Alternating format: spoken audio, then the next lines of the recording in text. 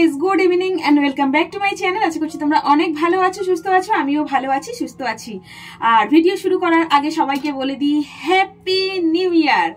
তো তোমার নতুন বছরের অনেক অনেক প্রীতি, শুভেচ্ছা ও ভালোবাসা। কালকের ভিডিওতে তো তোমাদেরকে বলেই দিয়েছি, রাত্রির বেলা উইশ করেই দিয়েছি। তাও আজকে সকাল থেকে কোনো ভিডিও শুট করতে পারিনি, শরীরটা খারাপ ছিল। বছরের প্রথম দিনটাই শরীর খারাপ নিয়ে শুরু হলো। জানি না পুরো বছরটা কিরকম যাবে। তো যাই বা হোক, সন্ধ্যে থেকে আজকের ভিডিওটা শুরু করলাম।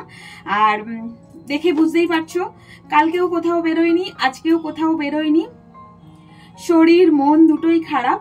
তো শরীর তো এমনিতেই খারাপ যাচ্ছে, মাঝে মাঝে ভালো, এইভাবেই চলে যাচ্ছে। মনটা সত্যি সত্যি কেন খারাপ আমি নিজেই জানি না।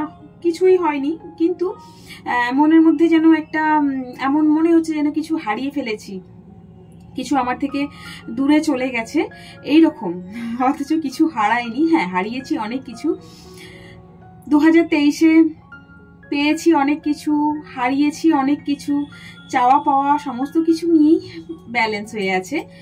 তার সত্ত্বেও বছরের শুরুটা আজকে এই যে এইরকম শরীরটা খারাপ নিয়েই গেল। তো সেই জন্য সকাল থেকে কোনো ভিডিও শ্যুট করতে পারিনি, সন্ধ্যে থেকে ভিডিও শ্যুট করছি। এই যে তাও রান্নাঘরে দাঁড়িয়ে দাঁড়িয়ে রান্না করব। আটা মাখা হয়ে গেছে, আর একটা সবজি করব। আর এখানে কি সবজি করব, ভেন্ডি বার করেছি, দেখতে পাচ্ছ ভেন্ডি। এই যে ছোট ছোট করে কাটছি ভেন্ডি, আর ভেন্ডি দিয়ে পনির দিয়ে একটা সবজি করব ভাবছি, আর রুটি করব। আর সাদা বেগুন আছে, তো বেগুনটা দেখা যাক, যদি ইচ্ছা হয় তো ভাজবো, ঠিক আছে। আর আজকেও খেলা হচ্ছে, মানে স্পোর্টস হচ্ছে আমাদের বিল্ডিং এর নিচেতেই। তো আমার ছেলে মেয়েরা সব ওখানেই আছে। ছেলের খেলা হচ্ছে, মেয়েদের না, ছেলের খেলা হচ্ছে। তো একটা খেলাতে মনে হয় ফার্স্টও হয়েছে, আমার বড় মেয়ে এসে বলে গেল। ঠিক আছে, তো যাই বা হোক, চলো রান্নাটা করি। তোমাদেরকে এইভাবেই শুরু করলাম দিনটা খারাপ নিয়ে। জানি বছরের প্রথম দিনটা সবাই ভালো করে কাটিয়েছো, আনন্দেতে কাটিয়েছো। ঠিক আছে, তো চলো দেখতে থাকো। তো চলো কাজ করতে করতে তোমাদের সাথে কিছু গল্প বলা যাক। গল্প মিন্স বাস্তবতা, মানে 2023-এর যে শিক্ষা জীবনে পেয়েছি, বা সেই শিক্ষাগুলো যদি আমাদের লাইফে যদি আমরা প্রয়োগ করতে পারি, তাহলে আমি মনে করি আগামী দিনগুলো আমাদের সবার ভালো যাবে, যদি আমরা একটু এইগুলোকে মেনে চলতে পারি। তো কি সেগুলো? হ্যাঁ বলবো, সমস্তটাই বলবো। তার আগে দেখো, ভেন্ডিগুলো আমি ছোট ছোট করে কেটে নিচ্ছি, আর আলু পেঁয়াজও কেটে নেব, পনিরটাও আছে, পনিরটাও বার করে নেব। তো পনিরের সবজি করব। আর এই পনির ভেন্ডি তরকারি আমার ছেলেমেয়েরা খুবই ভালোবাসে, তো সেই জন্য এটাই করলাম। শর্টকাটে হয়েও যাবে, খুব তাড়াতাড়ি হয়ে যায়। ঠিক আছে, তো চলো শুরু করা যাক। মানে চাওয়া না পাওয়া, বেদনা দুঃখ সমস্তটাই তোমাদের সাথে ভাগ করে নিই। আর আমার এই কথাগুলো হয়তো কারোর ভালো লাগবে, কারোর ভালো লাগবে না, কিন্তু এটা 100% যদি তোমরা এইগুলো মেনে চলতে পারো, তো আমি মনে করি বা বিশ্বাস করি বলতে পারো, আগামী দিনগুলো তোমরা সবাই কিন্তু ভালো থাকতে পারো। তো কি সেগুলো? তো চলো বলি।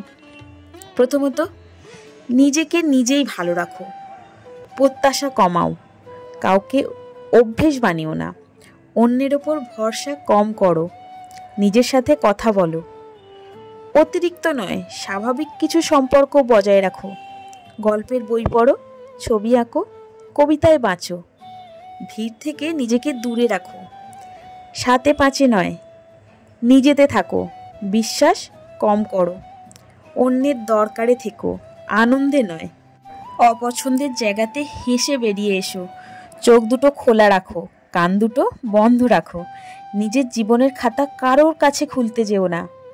কেননা তোমার কমজোরির কথা কাউকে যদি তুমি বলেছো, সেই কমজোরিটাকে নিয়েই তোমাকে পরবর্তীকালে ভুগতে হবে। তো সেই জন্য আর নিজেকে ভুল প্রমাণ করো ঠিক নয়। সময় থাকতে সাদা আর কালোর পার্থক্য বুঝতে শেখো। সবসময় জবাব নয়, কিছু উত্তর সময়ের জন্য ছেড়ে দাও। বদনাম কোড়াও, বদনাম ছড়িও না।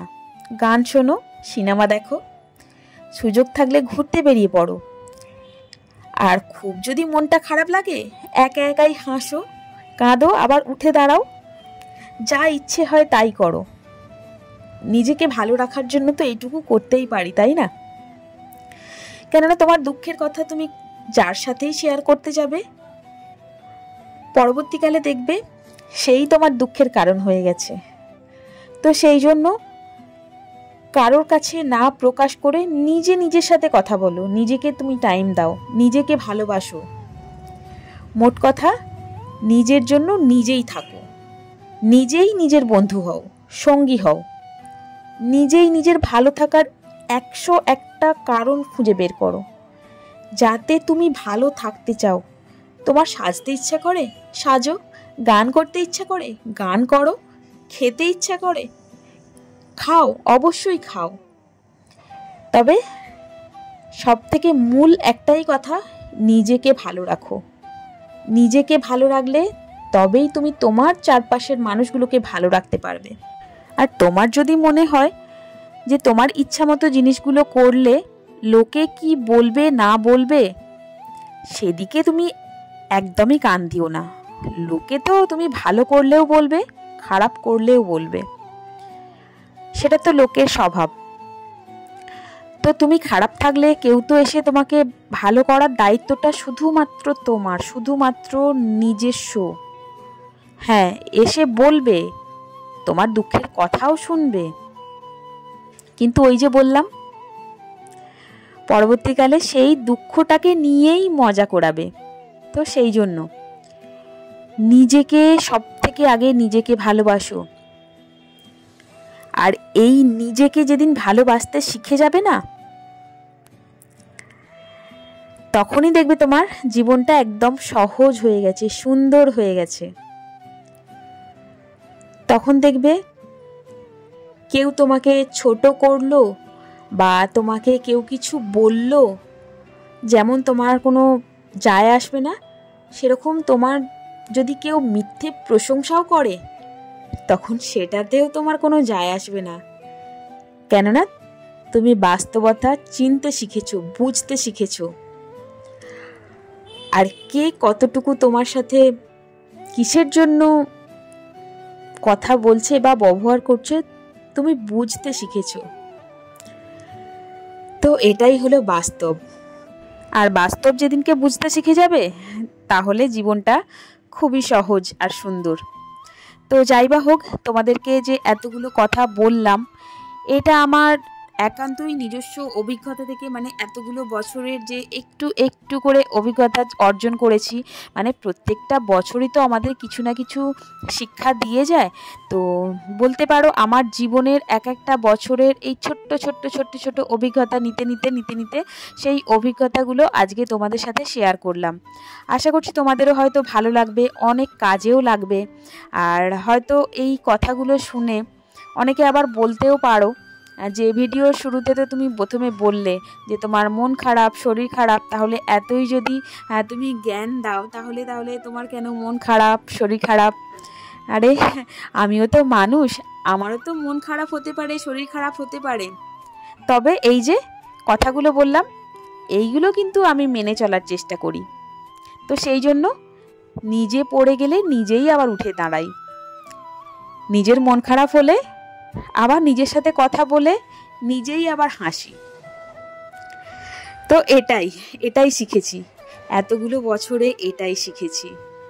তো তোমরাও এটা করো, আশা করছি তোমাদেরও খুব খুব ভালো লাগবে আর তোমরাও জীবনটাকে উপভোগ করতে পারবে। তো যাই বা হোক, তো চলো দেখো আমার রান্না ওদিকে মোটামুটি হয়ে গেছে। আর এদিকে না বোতল রাখার এই যে ট্রেটা না অনেকটা নোংরা হয়ে গেছিলো। তো সেই জন্য ভাবলাম চলো বোতলগুলোকে সব নামিয়ে দিয়ে ভালো করে ধুয়ে নিয়ে আসি। আর ভালো করে ধুয়ে নিয়ে এসে তারপরে এই যে বোতলগুলো আবার রাখলাম। আর তোমরাও এই বছরে কি অভিজ্ঞতা অর্জন করলে সেটাও কিন্তু আমাকে কমেন্টের মাধ্যমে জানিও, ঠিক আছে? তাহলে আমিও বুঝতে পারবো, আমিও কিছু শিখতে পারবো, তাই না? কেননা একে অপরের থেকেই তো শিখতে হয় আমাদের। একটা বাচ্চার থেকেও যেমন অনেক কিছু শেখার আছে, আবার বড়দের থেকেও অনেক কিছু শেখার আছে। তো শেখার তো কোনো শেষ নেই, আর শেখার কোনো বয়সও নেই। তো সেই জন্য তো সবাইয়ের তো অভিজ্ঞতা আলাদা আলাদা। তো সেই জন্য তোমরাও তোমাদের অভিজ্ঞতা আমার সাথে শেয়ার করতে পারো।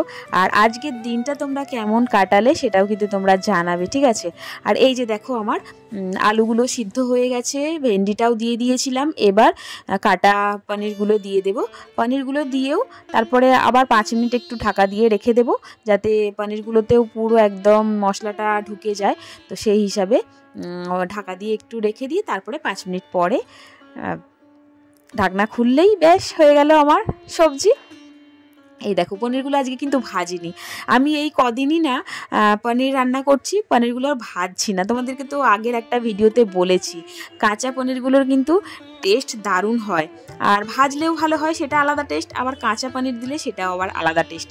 আর এই যে দেখো পনিরগুলো দিয়ে একটু 5 মিনিট রেখে দিয়েছিলাম, আর দেখতে পাচ্ছ তো সবজি আমার রেডি হয়ে গেছে। দারুণ সুগন্ধ বেরিয়েছে কিন্তু, হ্যাঁ মানে সেন্ট ছাড়ছে, কিন্তু কিছুই সেরকম মশলা দিইনি, শুধু একটু আদা রসুনের পেস্ট দিয়েছি, টমেটো দিয়েছি, হলুদ গুঁড়ো, লঙ্কা গুঁড়ো, ব্যাস এইটুকুতেই এত সুন্দর সেন্ট ছাড়ছে, কি বলবো তোমাদেরকে। তো এবার চলো রুটিটা করে নিই ফটাফট, তারপরেই খেতে বসবো। আর তোমরা তো জানো রুটি করার সাথে সাথে কিন্তু খেতে বসে যাই। গরম গরম রুটি খেতে বেশ ভালোই লাগে, তাই না? রুটি বেশিক্ষণ আগে থেকে করে রেখে দিলে ঠান্ডা হয়ে যায় আর ভালো লাগে না। আর আমার ছেলেমেয়েরা তো এমনিতেই অল্প খায়, আর গরম গরম রুটি হলে তবু 2টো খেয়ে নেবে, আর যদি ঠান্ডা হয়ে যায় আগে থেকে রুটি বানিয়ে রেখে দিই তাহলে ওই একটা করেই খাবে। তো সেই জন্য আমি কী করি, গরম গরম রুটি বানাই আর খেতে দিয়ে দিই। আমার ছেলেমেয়েরা কিন্তু এখনও আসেনি, মানে বললাম না নিচেতে খেলা হচ্ছে, তো সেই জন্য ওখানেই আছে।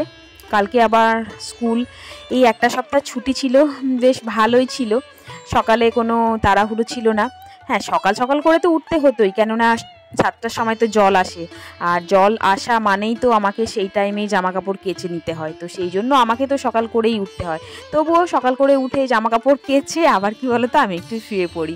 তো মানে ভালো লাগে, না ঘুমোলেও না, একটুখানি বিছানায় শুয়ে একটু চোখটা বুজিয়ে থাকবো, ব্যাস ওটাই অনেক।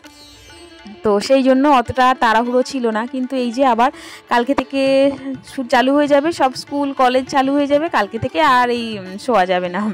তো চলো এবার রুটিটা করে নিই। আর এই যে দেখো চলে এসেছি খাবার টেবিলে, দেখতে পাচ্ছ ছেলে মেয়েরাও সবাই চলে এসেছে, হাজব্যান্ড এখনও আসেনি, দোকানে আছে। তো ছেলে মেয়েদের যেহেতু কালকে স্কুল আছে ওদেরকে দিয়ে দিলাম, আমিও খেতে বসে যাব। তো ঠিক আছে, তো চলো আজকের নতুন বছরের এইটুকু ভিডিওটাই তোমাদের সাথে শেয়ার করলাম। আশা করছি আজকের ভিডিওটা ভালো লেগেছে তোমাদের, আর যদি ভালো লেগে থাকে তাহলে লাইক কমেন্ট শেয়ার করে দেবে। আর আমার চ্যানেলে তোমরা নতুন হয়ে থাকলে চ্যানেলটাকে সাবস্ক্রাইব করে পাশে থাকা বেল বাটনটাকেও অল করে দেবে নতুন ভিডিও পাওয়ার জন্য, ঠিক আছে? তো চলো তোমরা সবাই ভালো থেকো, সুস্থ থেকো, দেখা হচ্ছে পরের ভিডিওতে। আর অবশ্যই কিন্তু তোমরা কমেন্ট করে জানিও আজকের দিনটা তোমাদের কেমন কাটলো, ঠিক আছে? তো আবারও ভিডিও শেষে সবাইকে নতুন বছরের অনেক অনেক প্রীতি, শুভেচ্ছা ও ভালোবাসা। সবাই খুব ভালো থেকো, সুস্থ থেকো, আর এই নতুন বছরে তোমাদের যেন সবার মনের আশা পূরণ হয়।